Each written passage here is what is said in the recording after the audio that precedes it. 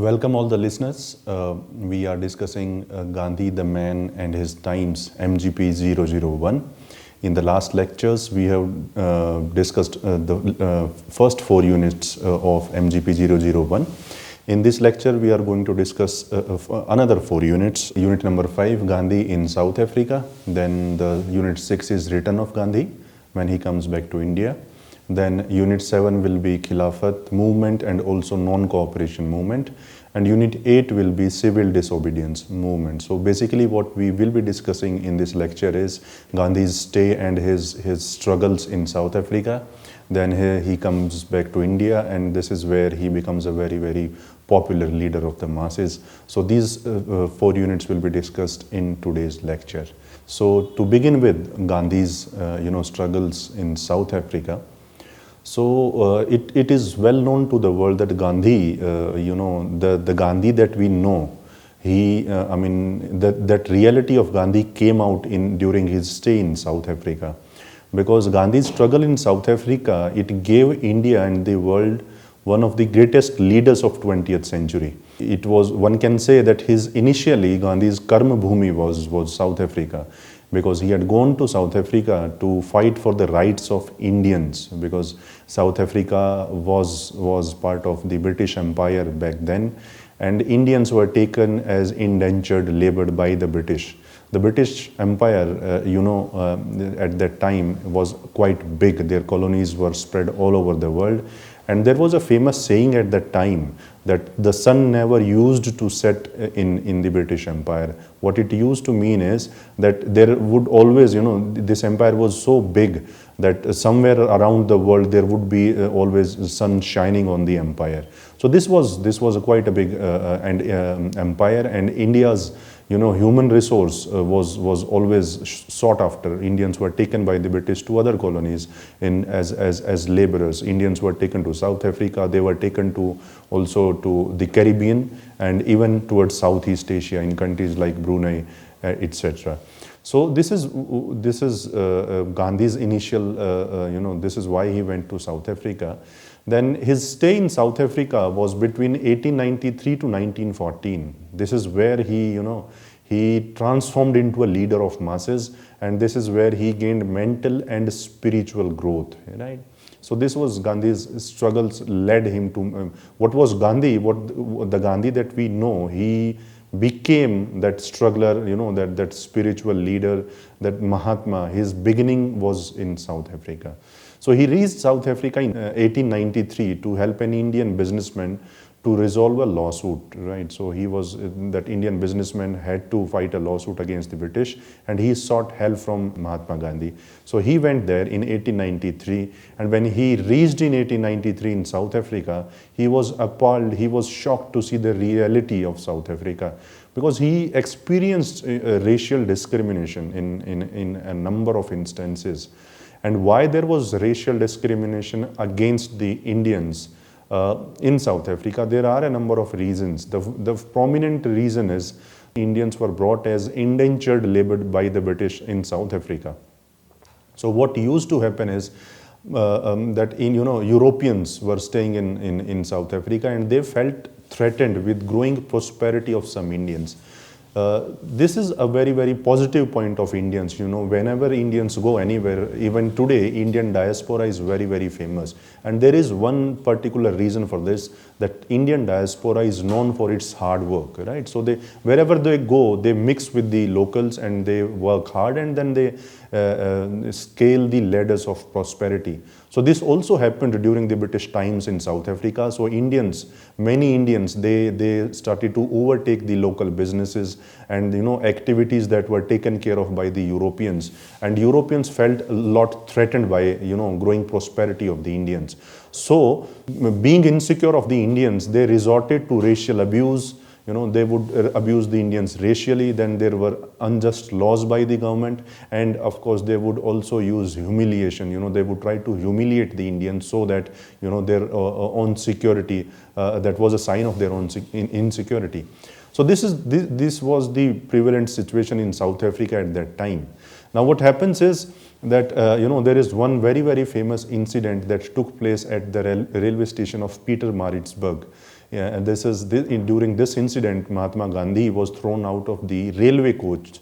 Despite the fact that he had a first class ticket, he was brutally thrown out of the station. And what happens after this is, even if you see, this is a plaque at, this has been installed at the Peter Maritzburg railway station, and this plaque says that in the vicinity of this plaque, M.K. Gandhi was evicted from a first class compartment on the night of 7 June 1893. This incident changed the course of his life. He took up the fight against racial oppression. His active non-violence started from that date. So this incident changed Gandhi. And the whole night he was sitting on the station shivering in cold, and he was just, thinking that, what should I do? Should I surrender to the enemy, and, should I be going back to India, or should I stay here and struggle for the right, not only for my rights, but also for the rights of my other Indians. So he made this decision that I will not go back to India, and I will stay here and struggle against the enemy. Another incident, Gandhi was made to sit on a railway coach floor. When he tried to resist, there was a violent physical assault by the conductor against Gandhi. So these incidents, these hardships, they formed his resolve, and they all ensured that Gandhi started to think of the ways to take on the oppressive rule of the British government in South Africa. And in yet another incident, it was, Gandhi was beaten up by the policeman because he was walking out at night after 9 p.m. And in those times, if anybody had to walk after 9 p.m., there were special permits that were given to individuals. And, one had to, if a policeman would ask for a permit after 9 p.m., so one has to show the permit. And if somebody doesn't have a permit, then, he was assaulted, or, they were even put behind the bars. So this also happened with Gandhi. But Gandhi was luckily saved by an English friend who was from the Quaker Society. And if you remember, in the last lecture, we have done what was the Quaker Society. Quaker Society was basically a society of individuals which used to believe in the philosophy of pacifism and non-violence. So basically, all the English, all the foreigners who were part of the Quaker Society, their views and views of Gandhi and Indians would match, because they would talk about non-violence and, respect for individuals. So this is why Gandhi was saved by an English friend who was, a part of the Quaker Society. Now, after all these incidents, Gandhi decided to stay in South Africa. He said that I will struggle for the rights of Indians. I will not meekly go and surrender to the oppressive rule of the British. I will stay here, and I will help my fellow Indians, because he had the knowledge of law. And law, in later years, he used his expertise in law to take on the British.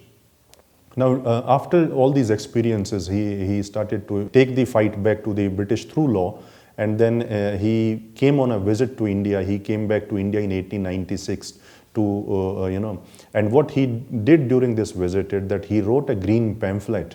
And this green pamphlet was basically, it was like a brochure, and there was a lot of information in this brochure citing poor condition of Indians in South Africa.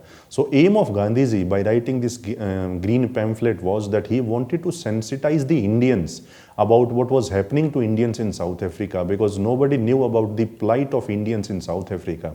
Nobody had this idea that what was happening to Indians in South Africa. So the first aim of Gandhiji, it was to increase the awareness about Indians, about the plight of Indians in South Africa. And this is how he drafted this pamphlet, and he came and distributed this pamphlet to India. In India, he also met a number of editors of newspapers, magazines, and he was trying to raise the awareness through media also. And by the way, Gandhiji was very, very well versed in using media to raise awareness. He later on he goes on to have his own newspapers, and so he was very well aware that how media can be used to sensitize the people, and the role of media was very, very important for Gandhiji. So after that, he traveled extensively in India. He met a number of important leaders of Congress. He met as I informed earlier, he also met the people from press, and he also interacted with the locals, and he raised the awareness about problems of Indians in South Africa. So after this, when he goes back to South Africa, there was also a personal change in Gandhiji. And that personal change came in form of changes in his lifestyle. Because before, all these incidents and before he had taken up all these issues, Gandhiji was more like, he would, his lifestyle was more like a Westerner. After all these experiences, he realizes the futility of affluence, right? He came to know that there is no point of seeking affluence at a time when your fellow countrymen are being ill-treated. So so from here on, he moves towards simplicity. And this was the hallmark of Gandhiji, that, a true leader is one who sets the true examples. And he set the example. From affluence, now he moves towards simplicity. And after this, there are two examples, Phoenix Settlement and the Tolstoy Farm. These two were the examples of spiritual search for human growth and development. So basically what Gandhi was trying to do is that, he was trying to set this example that whatever you say, you should also practice this, right? And this is a very, very good example for all the people who want to be good leaders. So for them, the lesson is that if you say something, you should also practice that. So this is what Gandhiji started to do after coming back to South Africa. He changed his lifestyle, and he was not seeking affluence, but he would do the minimum, and he would always practice what he used to say. Another thing that happens after this is that it was for the first time in 1906 that first practical application of satyagraha in South Africa starts. So so far the concept of satyagraha was in Gandhi's mind, but in 1906 he starts a practical application of the concept. And how did he define satyagraha? He said that satyagraha is a force born out of truth, love and non-violence. So satyagraha basically is asking for truth. What is truth, right? So you raise questions. So this is also a quest for gaining knowledge, right? So Gandhiji said that this is a force born out of truth, love and non-violence. And it is also vindication of truth by infliction of suffering, not on the opponent, but on oneself. That means, can you suffer for truth? This is the real test of a satyagrahi. So basically, satyagraha is what Gandhiji learned from this is that self-sacrifice as a weapon is to be, how can you use self-sacrifice as a weapon? So this is what Gandhiji was looking to, and this is, if you suffer, it further strengthens your resolve, and you do not, inflict these sufferings on the opponent, because then it leads to violence. So aim of satyagraha is to avoid violence, and can you suffer yourself? This is what exactly is a test for a satyagrahi. So all these methods were used by Gandhiji in South Africa, and what happened is that after mass mobilization of the people in South Africa, and even there were many from the British and Europeans who were very well aware of what Gandhiji was doing, and they supported activities of Gandhiji. And by the year 1914, Gandhi's struggle ensured that Indians get their dignity back by the year 1914. So suitable laws were passed by the British government, which and due to which racial discrimination came towards an end by the year 1914, as Indians were facing before the problem. So what came out of this Gandhi's stay in South Africa is that through his struggles, he was able to mobilize the masses, and he was able to use novel new weapons like satyagraha and non-violence, to not only to make people aware of their rights, but also to put pressure on the British government and achieve his objectives. So then after this, Gandhi comes back to India. In Unit 6, you will read about return of Gandhi to India and how did he become a very, very popular leader in India. So Gandhi left South Africa at the age of 45, and he had no personal property. So because I told you that he had moved towards spirituality and seeking truth. So for him, affluence was not an aim of life. So he left the goal of affluence. He became very, very simple. And this is where he transforms into a Mahatma, because he was just a man, clad in a dhoti and just with a stick. And this was simplicity at its best. So Indian leaders, when Gandhi came back to India, Indian Congress leaders, they were aware of Gandhi and his work, that the type of work that he had done in South Africa. But the people in India, the masses, were not very familiar with Gandhi's work, what Gandhi had done back in South Africa. So this was one of the issues that was facing Gandhi when he came back to India, that the masses were not very much aware of his work, but the Indian leaders very well knew what Gandhiji was doing. So he was very famous among the Congress leadership back in India. So when he comes back to India, his political mentor was Gopal Krishna Gokhale. And Gokhale advised him to tour India. He said that, you should mix with the masses. You should know what are the problems of the masses, because the best way for a leader is directly to connect with the masses. So in those days, of course, there were no mass media programs. The way we have instant connectivity today, it was not in those days. So the best thing that Gokhale advised Gandhiji was that you go and have a tour of India, connect with the people. But he gave him an advice. Gokhale said, keep your ears open but mouth shut. Don't speak too much with the people, listen to them. This is what will tell you that what are the problems of the people. And following on this advice, Gandhiji started, touring India, and he started to know people, and this is how his popularity starts to build up. There were a number of satyagrahas that, he had done before moving on towards the bigger movements like Khilafat movement and the non-cooperation movement, and later on the civil disobedience movement. But starting with the Champaran Satyagraha, the Champaran Satyagraha it took place between 1917 and 18. So the basic aim of this Satyagraha was to highlight the plight of indigo farmers, because they were facing a number of problems. So this problem was brought to the notice of Gandhiji. And what Gandhiji said is, he collected a number of teachers and Congress leaders, and he said that we will not do anything apart from collection of facts. We will have a word, we will interact with the farmers, indigo farmers. We have to collect the facts, because their story has to come out. So we will be collecting their stories, we will collect the facts, and we will be drafting reports. Right? So based on their facts, we will draft reports which will be submitted to the British government. There has to be no agitation at all.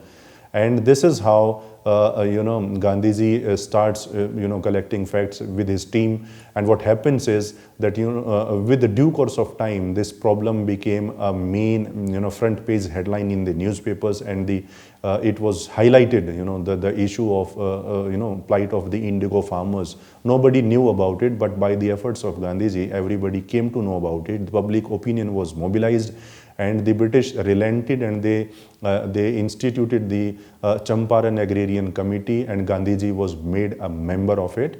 And this is how, the end of this also leads to the end of infamous Teen Kathiya tradition as well. So this was the power of Gandhiji, and the way his modus operandi was to bring out the facts, mobilize the people. The next one, the Ahmedabad textile mill, labor satyagraha, and also Kheda satyagraha. Here also Gandhiji was able to solve the problems of the concerned parties.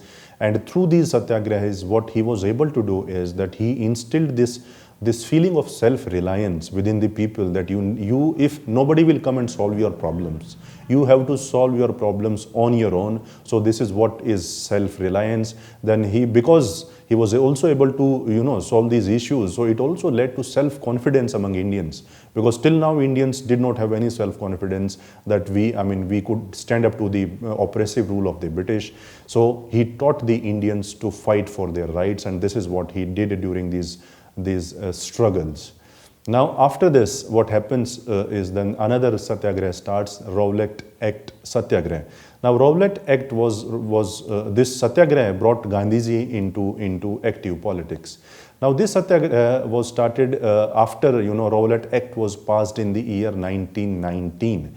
And this was a very draconian act, in the sense that it would give government draconian powers, very scary powers like preventive detention. Right, so these were this Rowlatt Act gave very draconian powers to the British government, and it would lead to further repression of people in India.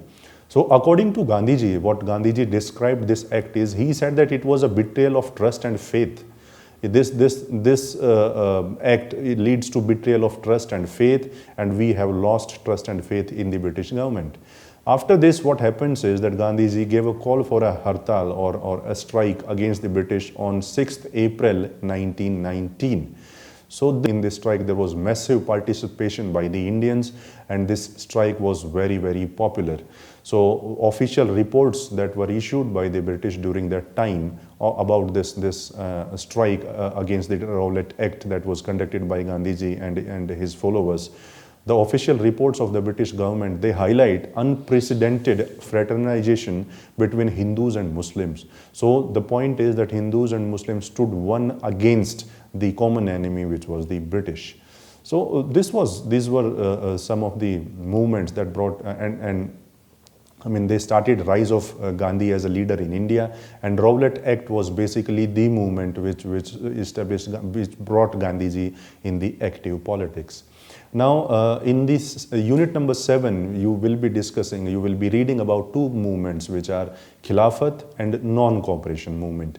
Now, Khilafat movement and non-cooperation movement, if you see their nature, by their very nature, they were anti-imperialist movements under the leadership of Gandhiji. So their main aim was to stand against the British, because that was the common enemy.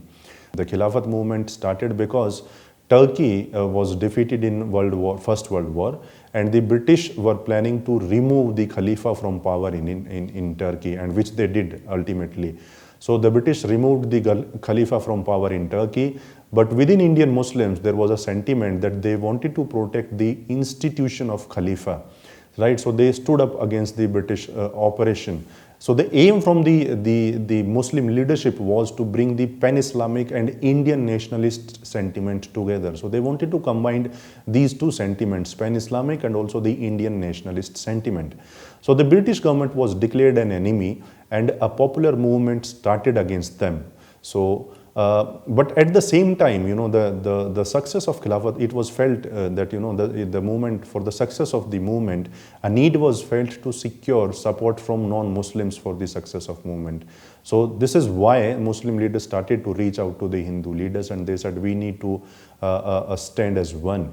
And then this is how Khilafat and the non-cooperation movement, they were combined under the leadership of Gandhiji. So the two movements were anti-imperialist by their very nature. And in the words of Gandhiji, what he said is that in proper solution of the Mohammedan question lies the realization of Swaraj. This is what he had, a vision of Swaraj, but he said that the British also need to look at the issue of the sentiments of the Muslims. And during these movements, there was unprecedented Hindu-Muslim unity. And in June 1920, the non-cooperation movement was started. And what it included is three things. The first was the renunciation of the titles conferred by the government. Then the second was resignation from all kinds of government jobs. And third one was non-payment of taxes to the government. So these were all three parts of the non-cooperation movement. Ultimately, what happened is, because Gandhi's movements were based on the concept of non-violence, he used to be very, very disturbed whenever he would read a report about violence. And this is what also happened with the non-cooperation movement, that Gandhiji called off this cooperation movement after the Chauri Chaura incident in 1922. What happened during the Chauri Chaura incident is that a police station was set on fire by people, and some policemen died. So Gandhiji said that this is violence, there is no place for violence in my movement, and he called off the movement, despite the fact that there were many leaders who did not want him to call off the movement at its peak of its popularity, but he did this. Gandhiji was then sent to 6 years in jail. Khilafat movement was, and with the due course of time, even Khilafat movement also declined. So what happened is, by these two movements, Gandhiji mobilized various sections of people, and he raised political and social consciousness among the people. And now the common people were integral part to the project of nationalism in India. So now we can move on to the last unit for today's discussion, which is the civil disobedience movement. Now during this civil disobedience movement, it was launched by Gandhiji 8 years after of the non-cooperation movement. There was a big gap of 8 years. And during these 8 years, what was happening is that Congress and Gandhiji, they were focusing on social questions, social issues like communalism and untouchability. So they were trying to, unify people, and they were talking about, internal divisions had to be taken care of before you are united against a common enemy. So this is what Gandhiji was doing, that he was fighting, against the common problems of people like untouchability. Now, this civil disobedience movement, it was launched in 1930 to achieve Purna Swaraj. Complete independence was the motive of the civil disobedience movement. The viceroy of the time, Lord Irwin, he did not respond to Gandhiji's memorandum with 11 points. So Gandhiji had given 11 points to Lord Irwin, and he said that you should respond to my 11 points. These were various demands of the Indian leaders, but Lord Irwin did not respond, and this is why civil disobedience movement was launched in 1930. Now, another point that happened is that, at that time, to mobilize the masses, how do you mobilize people who have their own, common problem, their own peculiar problems? So Gandhiji chose salt tax to mobilize the masses, because salt is a very, very common problem.